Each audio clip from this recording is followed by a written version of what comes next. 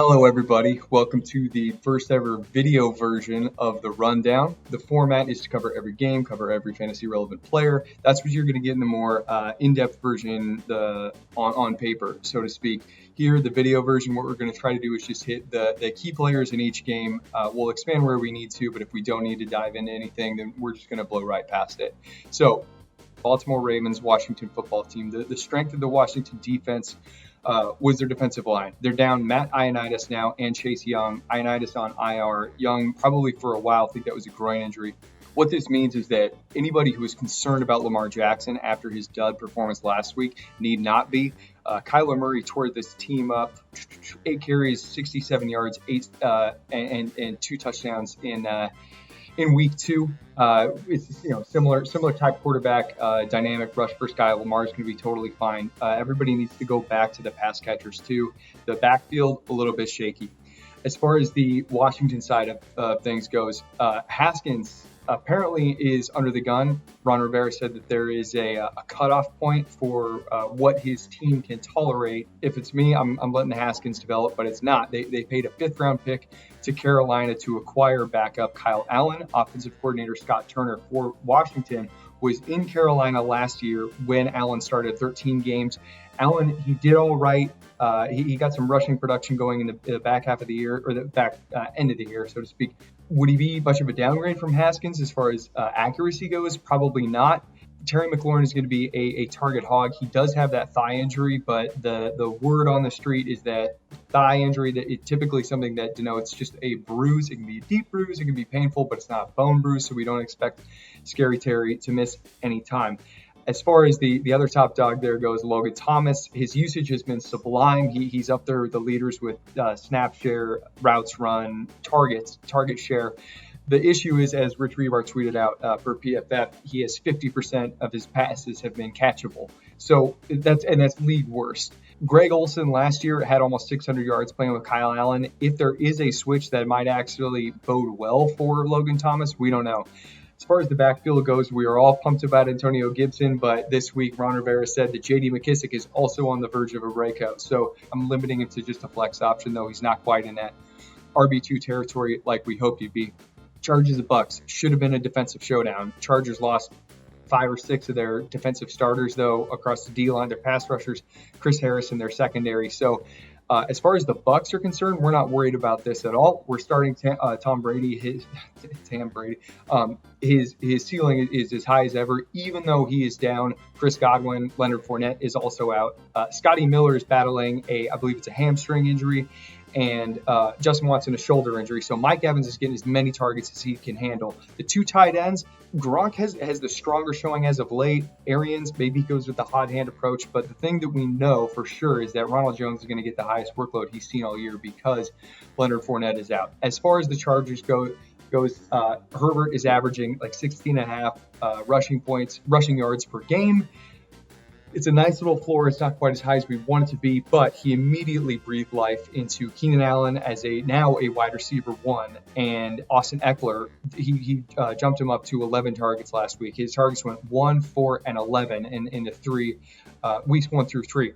Keenan Allen and Austin Eckler are both in the top 12 of their position. Hunter Henry is the tight end 10, and he's just going to keep on humming like that with his 7 to 8 targets. The rest of the guys, not terribly relevant. This is not a Josh Kelly week.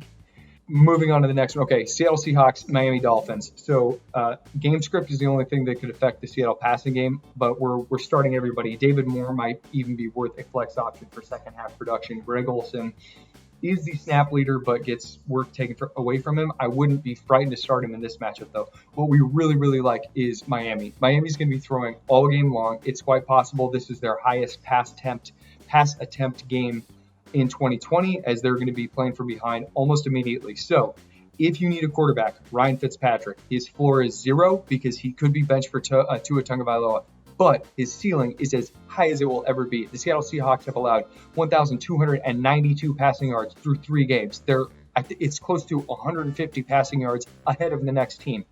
This is going to be one of Ryan Fitzpatrick's best weeks. And yeah, he comes with the risk, but he's got top 12 upside written all over him, as do his pass catchers. Devontae Parker got to be on the fringe, that wide receiver 1/2 fringe.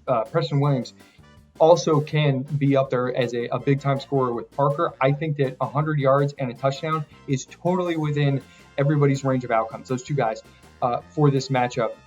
Mike Gesicki could have the highest one of all, though, the highest ceiling of all, because Jamal Adams, strong safety, the do-it-all strong safety for Seattle, is out this week. So if you have Gesicki, you're wondering who you should start, get Gesicki in there. He will compete for overall tight end one production this week. As far as the backfield goes, the only thing that Jordan Howard does is score touchdowns, and then he has single-digit yardage on top of that. Go look at all of his box scores. It's between 6.1 and 6.7 half-point PPR points. That's it. This is Myles Gaskin's backfield. Gaskin has been targeted the 5th highest in the NFL. Little dude from UW, congrats. Playing from behind, so he's going to be getting a ton of pass attempts this week and through the rest of the season. He's going to be a locked-in running back too, just because of his passing game volume. But in this one, he has like top 15 upside. All right, move on to the next one. Minnesota Vikings, Houston Texans. So the Vikings don't have a good secondary, but also their secondary is really banged up. Deshaun Watson's going to have a huge week. You're wondering what to do with Will Fuller. You drafted Will Fuller accepting that his hamstring would be a problem. He was taken off the injury report. He will not be on the injury report going into this game. This is why you drafted Will Fuller, to start him in incredible matchups. This is potentially his best match, his easiest matchup of the season. Get Will Fuller in there, get a part of his points as he competes for overall wide receiver one accolades this week. As far as the rest of that group goes, Brandon Cooks, because Fuller missed that game, Brandon Cooks is the team leader in targets. I don't necessarily think he's going to be that in this game, but it's worth a shot. David Johnson's snap share is now going to be reduced because the return of Duke Johnson is upon us. He exited week 1 with an ankle injury. He's back this week, so David Johnson is just a back-end RB2, even though it's a really good matchup. As far as the Vikings are concerned, this is going to hopefully push Mike Zimmer to let it rip a little bit more, get the passing game going. We had Justin Jefferson break out last week in a way that is going to end all speculation as to who is going to be the number 2 pass catcher on this team. So count on Adam Thielen as a wide receiver 1 this week. Count on Justin Jefferson as a flex option who can easily return wide receiver 2 value. Count on Kirk Cousins as a mid-range quarterback 2 who could get into that QB 10 to 12 range, no problem. The Texans defense is nothing to write home about either. The tight ends, don't bother. Okay, New Orleans Saints, Detroit Lions. This game has been heavily impacted by key injuries. So the Saints side of the ball, Michael Thomas is out and Jared Cook are out. Traquan Smith is the unquestioned number 1 non-Alvin Kamara pass catcher in this offense. 10 targets, totally within reason. Alvin Kamara is, I think he's the overall RB1 in our rankings this week.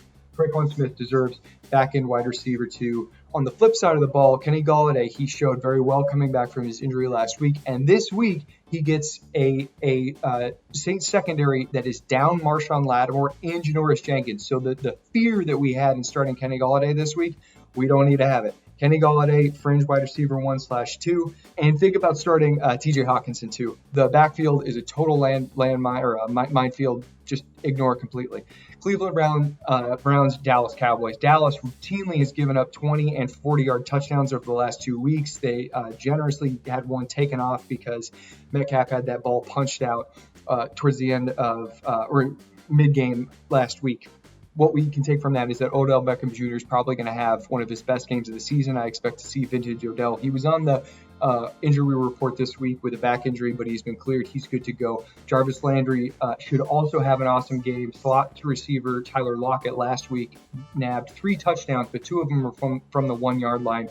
We know Baker likes to target Landry in the short to intermediate field. So we like both of those guys this week, and we think that Baker can have a big time bounce back. But as far as the backfield goes here, it really just hinges on the reports that come out over the weekend regarding Kareem Hunt's groin injury. He showed up on the injury report midweek, which is not great with the groin. Groin is a tough injury to play with. This game was looking like it would be a Kareem Hunt heavy game because when they get into shootouts or they're trailing, they roll him out there instead of Nick Chubb. But if Hunt is compromised a little bit, Nick Chubb, he averaged 4 targets a game last year until Kareem Hunt came back, and then he was knocked down to 2. So he has the ability. I don't think the Browns will want to compromise Hunt, so we need to monitor up until game time to see what the reports are on Hunt, because it's either going to be Hunt is potentially the higher score in this one, or Nick Chubb like thunderously slow, and we have to reconsider putting Kareem Hunt into our lineups. As far as Dallas side of the ball goes, slot receivers have basically just pummeled the Browns. Willie Snead, 4 for 4, 64 yards, touchdown. Tyler Boyd's caught 7 of 8, 72 yards, a touchdown. Dontrell Inman came in for the injured Steven Sims in Washington last week, caught 3 of 6 passes for 38 yards and 2 touchdowns. CeeDee Lamb, he's had something going on right last week. Like, he lost playing time. Coach said that it might have been he was shaken up on a return, but I think it's just all systems go with these guys. Expect a big game out of CeeDee and Gallup. He got going last week. This should be a low-key shootout. We like him too. As far as the Jacksonville Jaguars, Minshew, he's the number. This is a low-key shootout. Gardner Minshew is the number 12 quarterback in the fake teams rankings this week. DJ Chark is expected to return. Keelan Cole, he's looking good. Laviska Shenault, he's going to be a future guy. We're not really interested in him right now. James Robinson is going to start pushing for a top 12 ranking this week. I've got him as the running back 13. You lock him into your lineup and you throw away the key, and especially against the Bengals. This is going to be a great one. As far as Cincinnati goes, this is a similar fire the cannons situation. Joe Burrow, he's around my quarterback 8 or quarterback 9. Tyler Boyd, high-end flex option. T. Higgins, it's a small sample size, but with the fact they're not making him be a downfield threat, we like that a lot. I would be comfortable starting T. Higgins at this one. Don't know about Auden Tate right now or AJ Green. I'm not very interested in those guys. Joe Mixon, this is a good one for him to get going. And I know Joe Mixon fans, Joe Mixon managers, you guys are having a tough time, but this one is Mixon high-end RB2 just based on the ease of the matchup. On to the Indianapolis Colts. Okay, so they're down 2 pass catchers. Paris Campbell is out, and Michael Pittman Jr. is out. So it's T.Y. Hilton and Zach Pascal.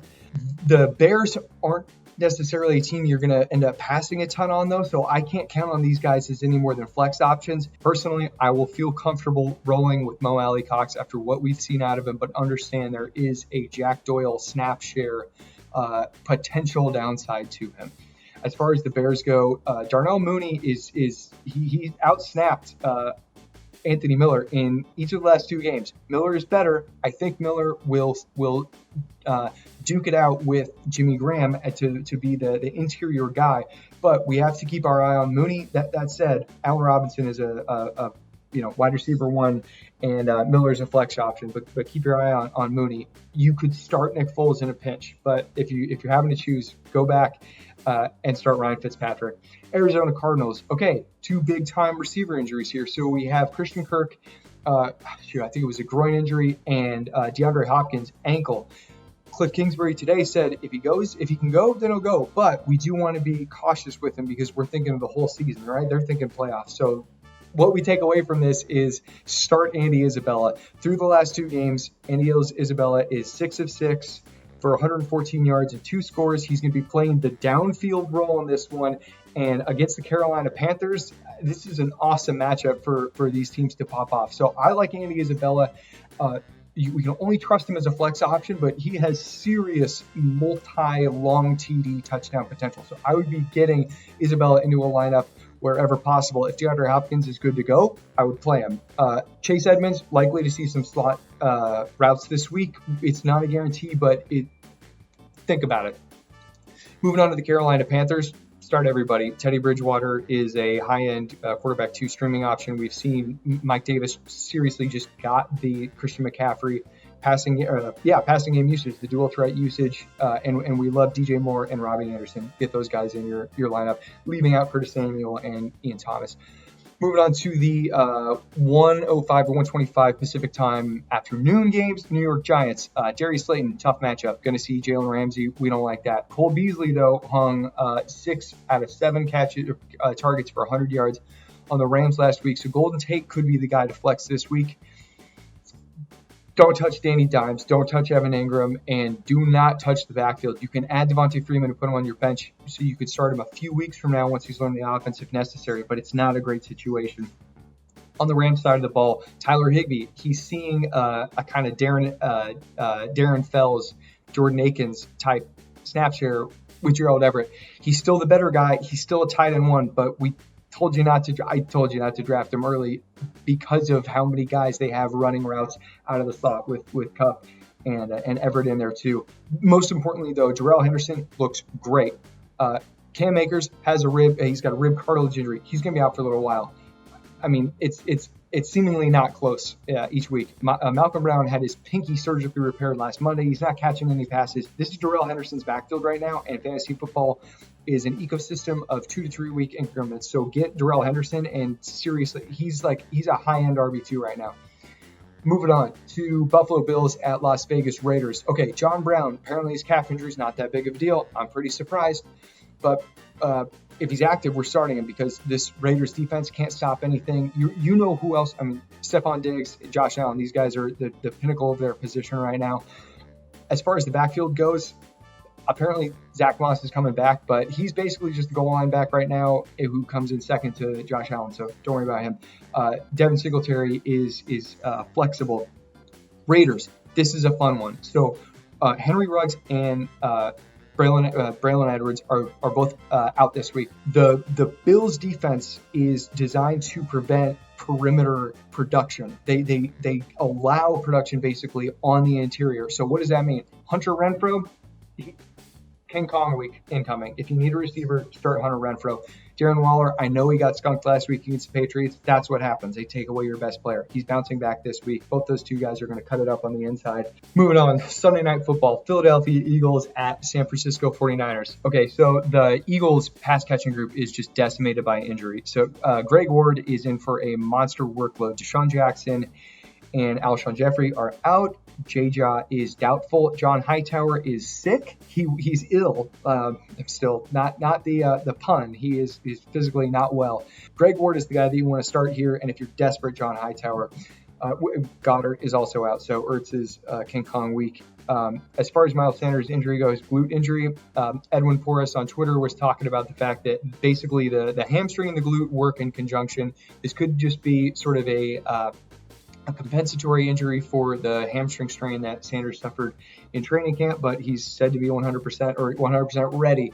And they love the workload that they've given him. I think he's got like 45 touches over the last 2 weeks. He's a locked-in running back one. On the San Francisco 49ers side of the football, Jimmy G is out. Mullins, though, he's a fine streamer. The Eagles defense is not an imposing unit. George Kittle is back. Deebo Samuel is back. We're sure to see them on somewhat of a snap count. Deebo Samuel definitely. Start Kittle, but Samuel, I don't know yet. Last week we saw the breakout of Brandon Ayuk. Finally, they were manufacturing touches for him. He was getting rushes. He killed it. If I'm starting somebody here, it is Ayuk for the flex upside and Bourne for the flex floor. Definitely prefer Ayuk though. As far as the backfield goes, Jerick McKinnon apparently has just bruised ribs. So my Jeff Wilson shares are hurting a little bit right now. But the fact that he got banged up the first time that he got serious work, I think is going to stick in Kyle Shanahan's mind. I think that Jerick will be limited to like 15 touches. That's still good for mid to high running back 2 production against this Philadelphia Eagles front. But Jeff Wilson Jr., I think that he's still a decent flex option. He was used in both facets of the game last week, and that's what we like to see. All right, thanks everybody for tuning in. We will have another one of these for you next weekend. Send any questions our way at ginger__Nick, spelled NIC, or at fake teams. Peace.